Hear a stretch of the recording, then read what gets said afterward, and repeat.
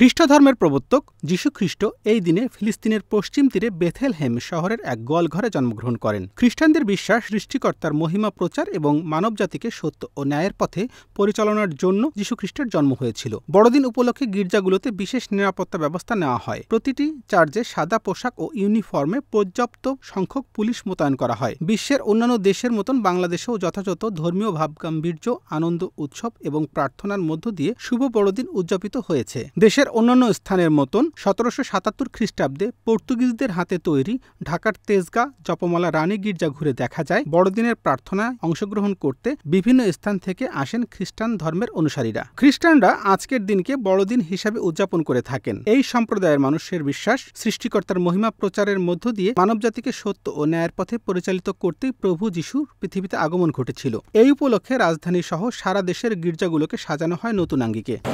আজকে আমাদের Jesus ক্রাইস্টের birthday, তো ওটা নিয়ে আমরা সেলিব্রেট করছি অ্যান্ড এটা অনেক আমাদের জন্য সবচেয়ে বড় একটা ওকেশন।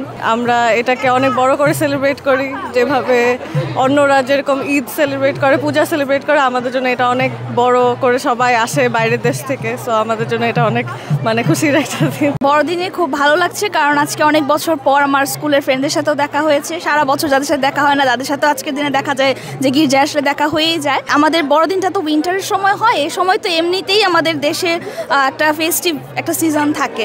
সো এই সময়টা খুব ভালো লাগে। বাংলাদেশেও আমরা আসলে খুব এনজয় করি বড়দিনটাকে। আর আমি আজকের দিন এইটাই আশা করব যে আমরা আমাদের দেশে মুসলিম, হিন্দু, বৌদ্ধ, খ্রিস্টান আমরা যারা আছি সবাই যেন এইভাবেই সম্প্রীতির সাথে বসবাস করতে পারি, কারণ আমাদের সবার প্রথম পরিচয় হচ্ছে যে আমরা মানুষ। আমরা মানবজাতি সব সময় পাপ করি, পাপী। আমাদের পাপের ক্ষমা পাওয়া প্রয়োজন। এই ক্ষমা লাভের জন্যই কিন্তু অ্যাকচুয়ালি যীশু খ্রিস্টের এই পৃথিবীতে আগমন। এইটাই বড়দিনের মূল উদ্দেশ্য।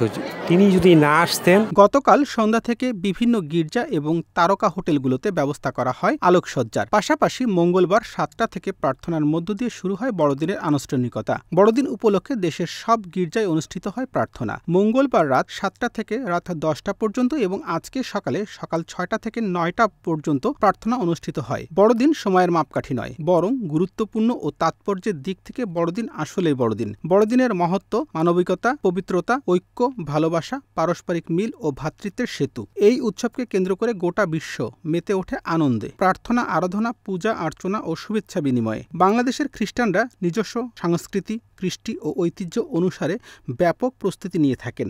বাংলাদেশে এখন যে পরিস্থিতি আছে, এই পরিস্থিতির মধ্যে যে আমরা আমাদের বড়দিন পালন করতে পারছি, এটা আমাদের জন্য অনেক বড় বিষয়। এবং দেশের সবাইকে বড়দিনের শুভেচ্ছা, মেরি ক্রিসমাস। এই দিনে আজকে আমাদের যীশু খ্রিস্টের জন্ম হয় এবং দেশের এই পরিস্থিতির মধ্যে যে আমরা খুবই সুন্দরভাবে আমাদের বড়দিন উদযাপন করতে পারছি, সেই জন্য ঈশ্বরকে অসংখ্য ধন্যবাদ জানাই। আমি খুব হ্যাপি আজকের দিনে সবার সাথে মিলিত হয়ে সবার সাথে দেখা হচ্ছে, তারপরে যে কাজিনও সবাই এসছে, আমি খুব হ্যাপি আর কি। Merry Christmas. শুভ বড়দিন। সবাই তোমাদেরকে শুভেচ্ছা জানাই। গির্জায় এসে প্রার্থনা করেছেন, ভালো থাকেন। বড়দিন এক মহামিলনের দিন, ঈশ্বরের সঙ্গে মানুষের এবং মানুষের মিলন, ভ্রাতৃত্ব ও শান্তি প্রতিষ্ঠার দিন। বড়দিনের সাজসজ্জায় ক্রিসমাস ট্রি, আলোকসজ্জা ও উপহার বিনিময়ের রীতি বিশেষভাবে গুরুত্ব পায়। পরিবার ও বন্ধুদের সঙ্গে সময় কাটানো এবং প্রার্থনায় অংশগ্রহণ বড়দিনের মূল আয়োজন। শিশুদের জন্য সান্তা ক্লজের উপহার দেওয়ার গল্প আনন্দ বাড়িয়ে দেয় বহুগুণে। বড়দিনের প্রার্থনা শেষে গির্জার মধ্যে সমাধি স্থানে প্রিয়জনের কবরে অনেককে প্রার্থনা, ফুলের শুভেচ্ছার সঙ্গে মোমবাতি প্রজ্বলন করতে দেখা যায়। ভালোবাসা, শান্তি ও আনন্দের বার্তা ছড়িয়ে দেওয়াই বড়দিনের মূল উদ্দেশ্য। আর এই উদ্দেশ্যগুলোই সবার মনে প্রাণে ধারণ করুক, এমনটাই থাকবে প্রত্যাশা। ক্যামেরাম্যান সুমনের সাথে রাহুল রাজ, নিউজ ফ্ল্যাশ 71, ঢাকা।